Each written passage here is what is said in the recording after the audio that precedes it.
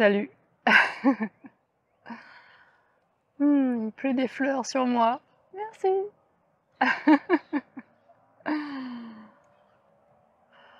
Aujourd'hui, j'ai envie de te parler d'un sujet que je connais, mais alors super bien. Là, ce dont je vais te parler, c'est de la première main, c'est du vécu expérimenté. Le déni d'incarnation. On va parler aujourd'hui du déni d'incarnation et comment sortir du déni d'incarnation. Donc déjà, je ne sais pas si tu sais ce que c'est que le déni d'incarnation. Donc en quelques mots, rapidement, ce déni d'incarnation, c'est ce mécanisme qu'on est nombreux à avoir ou avoir eu, de juste pas à du tout avoir envie d'être là, d'être incarné, là, dans ce corps, là, dans ce monde, là, parmi ce collectif humain. Et il y a ce truc qui dit à l'intérieur, mais non, non, moi j'ai pas du tout envie d'être là. J'ai pas du tout envie d'être dans ce corps et j'ai pas envie d'être là dans ce collectif humain. De toute façon, ici, c'est des tarés. Ils sont tous fous, c'est hyper violent ce monde. Moi, c'est hors de question que je participe à ça et que je vive ça en fait. Donc c'est non. Voilà. Alors ça peut être conscient, ça peut être inconscient. Et quand c'est inconscient, il y a ce truc, ce ressenti de ne pas appartenir à cette planète, de se dire mais voilà, c'est plus ou moins diffus, c'est plus ou moins clair, mais il y a quand même cette sensation quand même d'être bien à côté de ses pompes, de voilà, hein, ce truc de tu vois, je sais pas si ça te parle. Et donc quand on est dans ce déni d'incarnation, comment ça se fait? Comment ça se fait qu'il y a ce déni d'incarnation? En général, il y a des blessures, hein.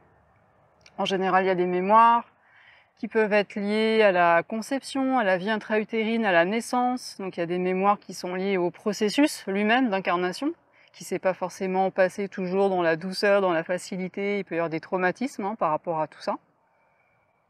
Il peut y avoir des causes liées aux lignées, à la famille que l'on vient intégrer, donc des choses qu'on rejette et qu'on n'arrive pas à assumer de cette lignée à laquelle on va appartenir quelque part. Donc c'est des mémoires transgénérationnelles que l'on rejette et par rapport auxquelles on est en réaction. Il peut y avoir des mémoires si on est ouvert à cette idée qu'on n'est pas juste ce personnage-là, mais qu'il y a plein d'autres choses qui se jouent en même temps et en parallèle, hein, dans la multidimension. Donc il peut y avoir des mémoires d'incarnation sur cette terre, d'autres incarnations sur cette terre, d'autres incarnations pas sur cette terre. Enfin bref, il y a plein de raisons, il y a plein de mémoires possibles et bien sûr ce sont des mémoires traumatiques. Hein, donc ce sont des blessures, ce sont des expériences qu'on a vécues pas très bien, on peut le dire. Et il peut y avoir bien sûr plusieurs de ces raisons cumulées qui font que bah non, on n'a juste pas du tout envie d'être là. Voilà, donc ça c'est le déni d'incarnation. Donc ça, je connais ça vraiment très bien. Et le truc avec le déni d'incarnation, c'est que donc au départ, ça vient d'une insécurité par rapport à l'humain, par rapport au corps, par rapport à la matière, par rapport à plein de choses, en fonction des causes. Et que le fait justement de ne pas être totalement là calé et incarné et inséré dans ce corps, mais ça renforce l'insécurité, parce qu'on est juste là, mais pas là, on s'engage pas vraiment dans sa vie, on procrastine, on remet les choses à plus tard. Il peut y avoir des projets, des idées, plein d'informations qu'on reçoit, mais on n'arrive pas à les manifester. Bah, c'est normal. On refuse le corps, la matière, la manifestation, donc on a du mal à créer des choses, à manifester des choses. Et voilà, comme je disais tout à l'heure, on est comme ça, à côté de ses pompes. On n'arrive pas peut-être à créer des relations intimes, nourrissantes, avec des belles connexions avec les autres humains, forcément, on rejette déjà soi-même en général sa propre humanité, donc c'est compliqué de relier, de relier avec un autre humain, de se connecter, de créer de l'intimité avec un autre humain, puisqu'on rejette l'humain. Et voilà, donc on est comme ça un peu le spectateur de sa vie, dans cette forme de passivité, et en même temps, ça crée un cercle vicieux, parce que moins on est incarné, moins on est inséré comme ça dans la matière, dans son corps, dans cette réalité-là, plus on refuse ça, plus on se sent comme ça flottant, plus on se sent fragile, et ça renforce ce sentiment d'insécurité, et le fait de ne pas y arriver, de ne pas arriver à manifester, à créer, ça renforce cette frustration et cette insécurité, et c'est un cercle vicieux. Donc voilà, je sais pas si ça te parle, si ça résonne pour toi, cette histoire de déni d'incarnation. Mais alors c'est un mécanisme qui est hyper répandu, et surtout dans les milieux du développement personnel, de la spiritualité, de l'ésotérisme, parce que oui, une des stratégies du coup de la structure des personnes qui sont dans ce déni d'incarnation, c'est d'essayer de chercher une porte de sortie. Et ça fait quand même vachement plus cool de dire voilà, je suis dans une quête spirituelle, je cherche à devenir un être réalisé, à m'éveiller. Voilà, c'est tout de suite beaucoup plus vendeur, on va dire, de la jouer comme ça. Buenas tardes. C'est beaucoup plus vendeur de la jouer comme ça, de dire ah ouais non, moi j'ai pas envie d'être là, alors je cherche une porte de sortie parce que tu comprends, je cherche une porte de sortie, de sortie, pas mal le lapsus. Je cherche une porte de sortie parce que tu comprends, ce corps c'est pas possible, l'humanité c'est pas possible, et ce monde il me fait juste donc voilà.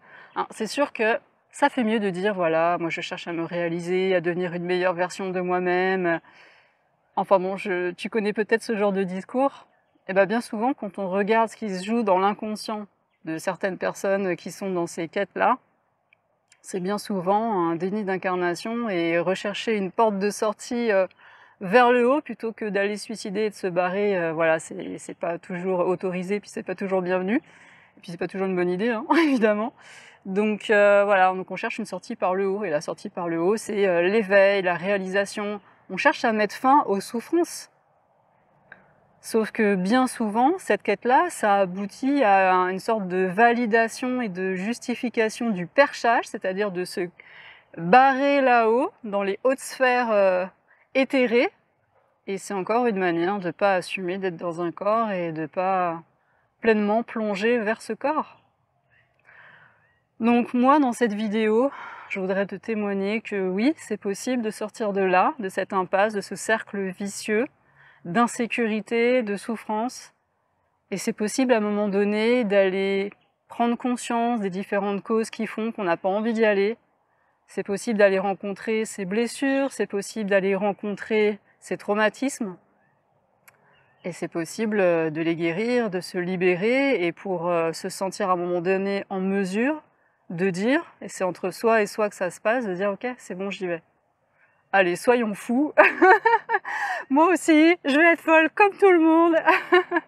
Je vais rejoindre le club des fous et j'y vais. Et voilà, et se rendre compte qu'en fait, au départ, avec ce déni d'incarnation, peut-être on peut avoir un certain regard sur l'incarnation, sur la matière, sur l'humain, sur ce monde, sur plein de choses, et que ce regard est complètement biaisé en fonction des traumatismes qu'on a eus. Se rendre compte qu'en fait, ce monde est tellement plus riche et que l'humain est tellement plus waouh que ce qu'on avait vu. Et en plongeant dans ce corps, en acceptant d'y aller totalement et de s'insérer totalement dans ce corps, parce que c'est vraiment quelque chose, tout ce que je te dis, ça se vit dans le corps, hein, c'est pas juste du blabla théorique, c'est vraiment quelque chose qui se vit dans le corps. Et d'accepter de rencontrer la matière, la densité du corps, c'est énorme. Et là, il y a des superbes découvertes à faire. Et je vais pas développer pour pas faire trop long dans cette vidéo, mais j'ai quelques idées de vidéos où je vais un peu plus développer ces aspects-là qui sont liés à la résolution du déni d'incarnation, parce que c'est juste énorme en fait ce qu'on peut découvrir en conscience quand on accepte de plonger dans ce corps et de rencontrer sa structure et de se rencontrer. Et ce qui est magique, c'est que plus on accepte de se rencontrer dans la densité, dans la matière, alors plus ça ouvre les perceptions, ça ouvre plein de choses. Et d'une manière beaucoup plus stable et beaucoup plus fiable. Parce qu'on est posé, on a une structure, on a un fondement, on a des fondations. Et ça change quand même beaucoup de choses. Et là, du coup, c'est un peu paradoxal parce qu'on ne voulait pas y aller comme pour se préserver, pas parce qu'on avait peur, parce qu'on était dans une forme d'insécurité, mais le fait de d'oser y aller, de faire comme ce saut dans la matière, dans l'inconnu de la matière, et d'oser y aller, et de se rendre compte que, en fait, ce corps, on peut se déposer dedans. On peut se poser, on peut s'insérer dedans. Et ça, c'est hyper sécurisant de sentir enfin qu'on arrête de flotter, de s'éparpiller, de se paumer à gauche et à droite, et qu'enfin, on a des fondements solides. Donc voilà, je voulais te témoigner que ce chemin-là, il est possible. C'est pas toujours facile de le faire seul, hein. Moi, clairement, j'ai eu besoin d'aide, hein, parce que toute seule, j'y arrivais pas, je tournais en rond dans plein de choses. Donc c'est sûr qu'à un moment donné, on peut avoir besoin d'aide. Et bah, justement, ça fait partie des choses que j'accompagne aussi. Donc si ça te parle et si tu sens que tu as besoin d'aide pour avancer, pour rencontrer des choses, pour libérer des choses, je te mets le lien là juste en dessous. N'hésite pas à me contacter. Ça me fera vraiment beaucoup de joie aussi de te rencontrer et de t'accompagner. Voilà, je te souhaite de belles explorations et bah, je te dis à très bientôt pour de prochaines vidéos. Je t'embrasse. Bye bye.